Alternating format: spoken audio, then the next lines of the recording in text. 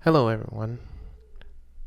It has come to my attention that there are those in power and those in Hollywood who believe that I do not have the right to my own self-preservation. They believe that I do not have the right to keep myself alive and defend my life through any means possible. Those same people in power are of a mind that their right to their own self-preservation lies intact. They conclude that they still have a right to their defense by any means necessary, and that guns are that necessity. This is easily witnessed by the guns held by those who are hired to protect the powerful. Many of those in power, while surrounded by their guns, say that there is no need for guns in our society, and would require every law-abiding citizen to forcibly surrender their arms. They have often denied in public that they would do so, but there are many occasions where they have flatly said that they would do so.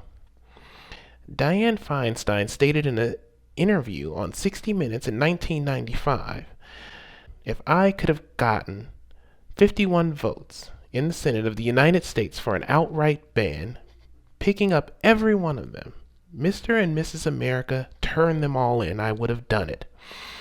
I could not do it. The votes weren't there." Elizabeth Warren stated that if Republicans disarm, all is well and good. If they refuse to disarm, we shall disarm them ourselves. Former Attorney General Janet Reno stated this in 1993. "Waiting periods are only a step.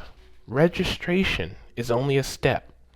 The prohibition of firearms is the goal." Nathan Shields, founder of Handgun Control Inc., stated in a 1976 interview, "Our ultimate goal, total control of handguns in the United States, is going to take time. My estimate is from 7 to 10 years. The first problem is to slow down the increasing number of handguns being produced and sold in this country. The second problem is to get handguns registered. And the final problem is to make the possession of all handguns and all handgun ammunition, except for the military, police, licensed security guards, licensed sporting clubs, and licensed gun collectors, totally illegal." In 1993, a Los Angeles Times article read, "You will not feel safe. Your children will not be safe until there are almost no guns on the streets and in homes. No guns, period, except for those held by law enforcement officers and a few others, including qualified hunters and collectors.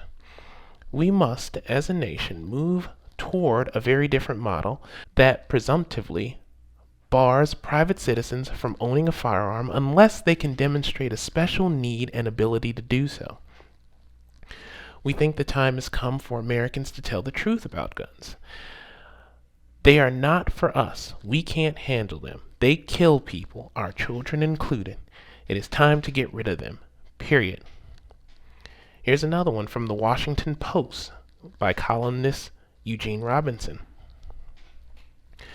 "A real gun debate has to look at the fact 300 million guns.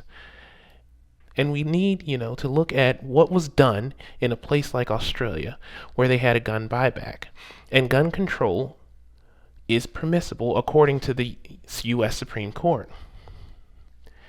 And so, if Congress were to decide, it won't happen, were to decide that automatic assault rifles, long guns, and military-style weapons are something that citizens should not have, they should be police and military only, and that we're going to buy them back, that would have an impact.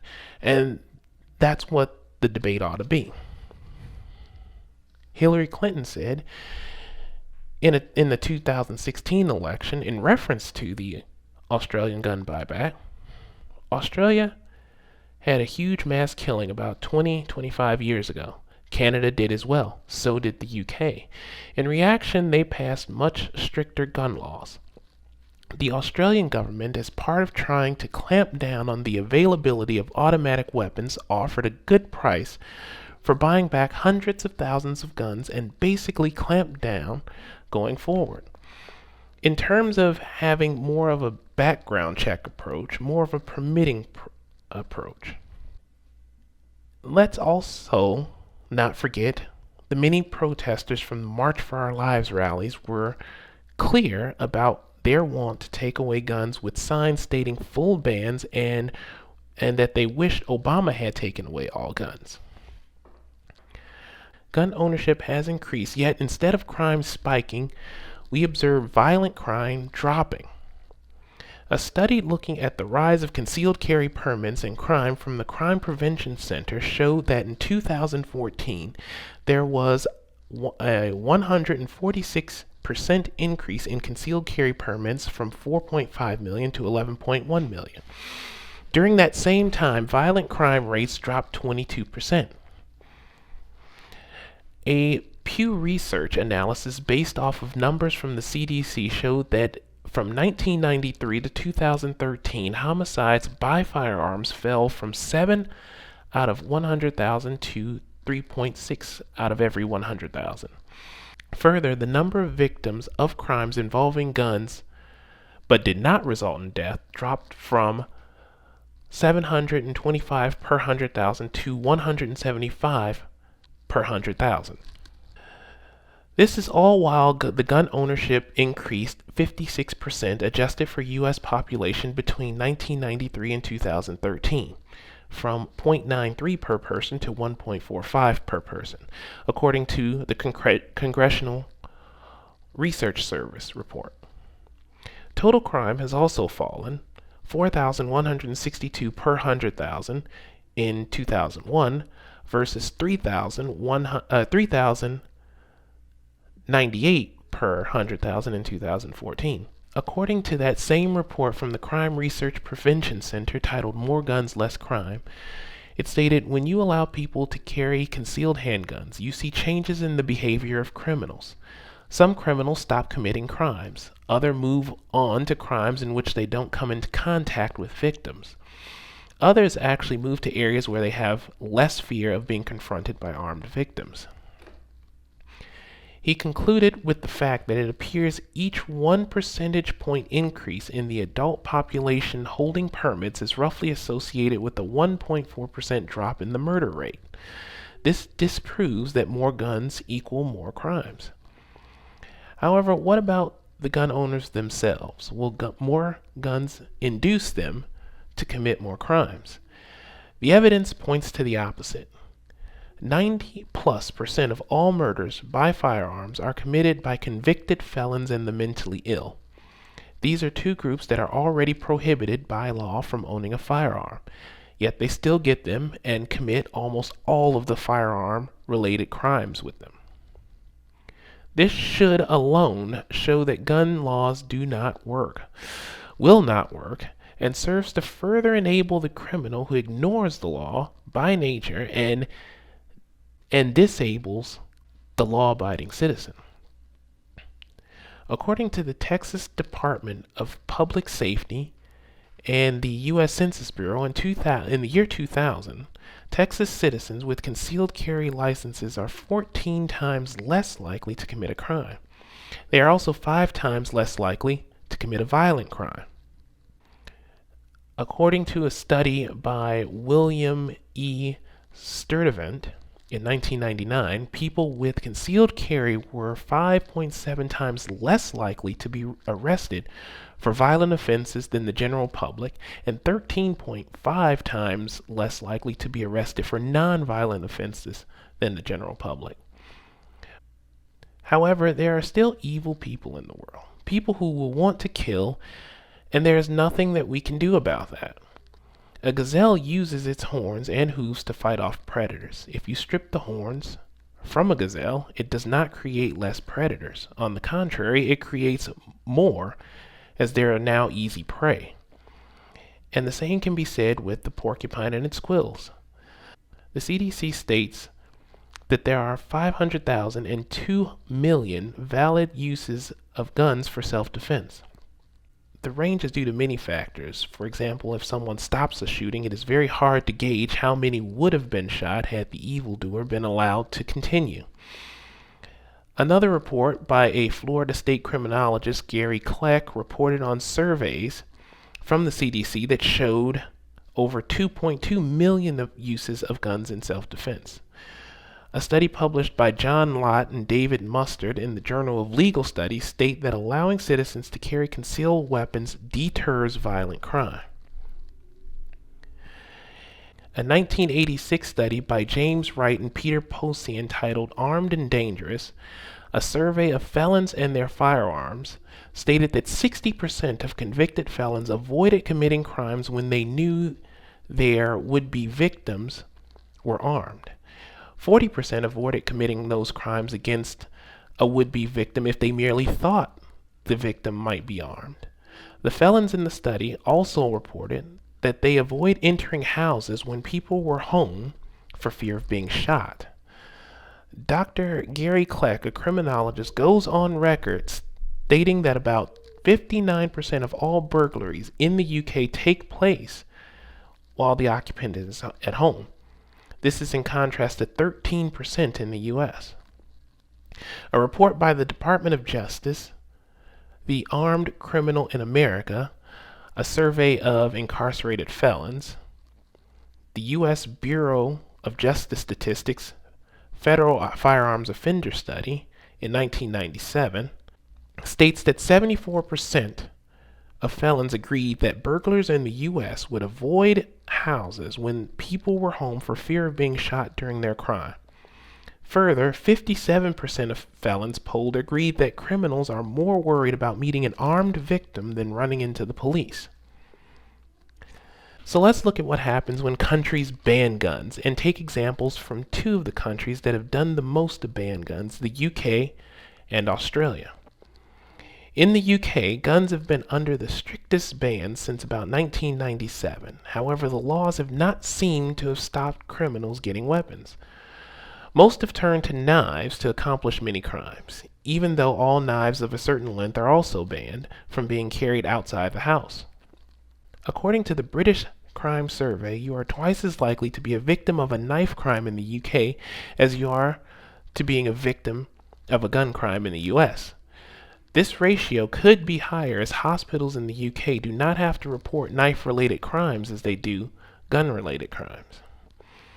Knife crimes have become so bad in the UK, especially around London, that there are now pleas in Parliament to ban the delivery of knives ordered online and to lock up knives in supermarkets around the UK, a proposition that is unheard of and unbelievable in the US.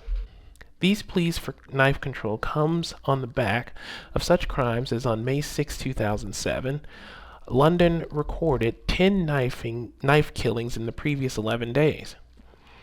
The ban didn't have too much effect on guns themselves. In fact, after the ban, the gun-related homicide rate spiked to nearly twice the rate as before the gun ban.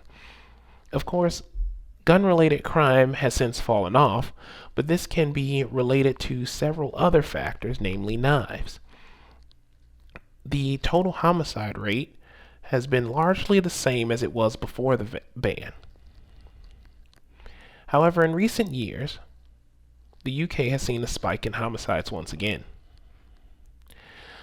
Another likely contributor is the fact that criminals have found that they do not have to kill you to get what they want from you, as you are largely defenseless.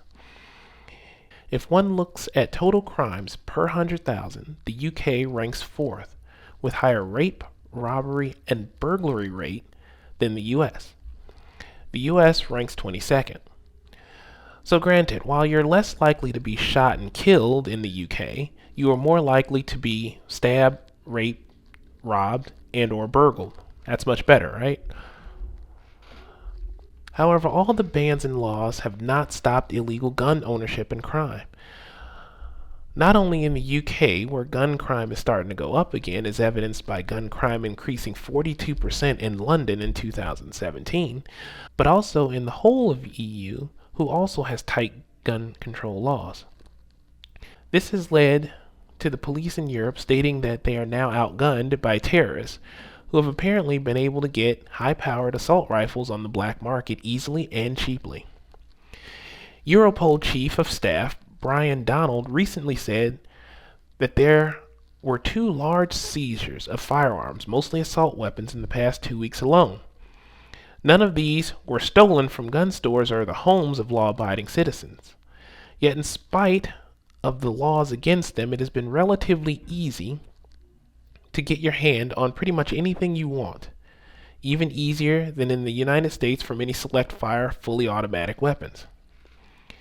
Time magazine reports that terrorists in Europe have been able to arm themselves with weapons that typically cost $20,000 or more in the US to acquire legally. But on the European black market, these weapons were fetched for what would be under about $1,000 US. So what about Australia? The Australian mandatory gun buyback of 1996 was pushed into the psyche of the American people during the 2016 presidential election as an option to be explored should Hillary Clinton have won the election. However, we find the circumstances of this has been similar to the UK. Murder rates were on the way down in Australia well before the ban and was at a relatively low rate of 1.6 per 100,000 2 years before the ban. However, after the ban, the murder rate did drop slightly by 2012. However, by the Australian government's own stats, it states that other violent crime rates have spiked. These offenses include manslaughter, robbery, kidnapping, and sexual assault. However, criminal crimes pale in comparison to the government crimes against their own citizens. It is estimated that in the 20th century, the governments have killed 50 million to 100 million of their own citizens. These countries' leaders also surmised that their citizens did not need firearms to protect themselves. Germany, China, and Russia and Cambodia come to mind. They all went on to kill millions of their own citizens. In advance of one saying that it cannot happen and will not happen here, I would retort, why not? Who or what is stopping them? In 1929, the Soviet Union under Stalin disarmed the populace and proceeded to kill 20 million of his own citizens, now unable to defend themselves. In 1935, the National Socialists disarmed their populace. When Mao came to power, he had a relatively easy time killing 20 million of his own citizens. The Nazis banned not only guns, but weapons of any type for Jews in 1938. What happens next goes without saying. In 1958, the Khmer Rouge banned guns, then killed about 2 million of their own citizens. In American history, we also have an attempt to take our guns. The British demanded the guns of their own citizens, us at that time, in an effort to subjugate them, and that was a major straw that broke the camel's back. The Founding Fathers knew that they were creating a powerful government in the same vein as many of the European governments, and in some cases more powerful. It would have been a requirement to be able to bind 13 separate and distinct colonies and be in a position to present a unified face to the world. They put in the well-known checks and balances to try to separate some of that power. However, there is a check on the government that no one talks about, and that is the one given to the people.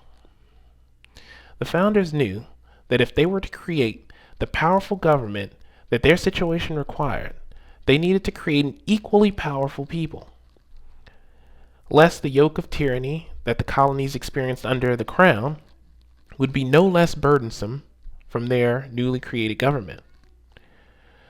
We have heard the trite and hackneyed saying that all weapons were military at the time of the founding, and that the founders meant something to the equivalent of a single-shot muzzle-loading rifle for the Second Amendment. However, one must stop and think of the types of people who were at the founding and had a hand in writing the Constitution. These were seasoned politicians and military men. Weapons have been evolving since the beginning of human existence. Do people really believe that the founders, these political and military men, were so naive to think that their weapons would never more evolve? that they had reached the pinnacle of weaponry. Do we believe today that our weapons will never get faster or more efficient? This is ludicrous to assume. Further, it must be noted that they had a wide range of weapons to choose from other than the single shot guns that most people today think they had. There was the pepper box revolver and a rifle that could hold multiple shots without being loaded. There was the puckle gun, patented in 1718. This was one of the earliest weapons to be referred to as a machine gun. There was also the Belton flintlock that could fire 8 to 20 balls in less than 3 to 16 seconds. The latter was nearly used in the Revolutionary War, but was deemed too expensive by Congress. None of these guns were prohibited to citizens. Further, Madison's letter of marque and reprisal let a private citizen own cannons. It should be clear by now that the wording of the Second Amendment is not how the gun control people would like to translate it. The founders knew that they had a powerful government and knew the potentiality towards abuse and tyranny. Hence, they wrote a well-regulated militia being necessary to the security of a free state. Translated from 17th and 18th century speak, well-regulated does not mean more rules. It meant a properly functioning organism or body. Militia meant anyone over the age of the majority. These people have the right to bear arms. They have a right to their own self-preservation, and it shall not be infringed, because you cannot legitimately infringe upon a right that was given not from the government, but from your Creator. Thank you.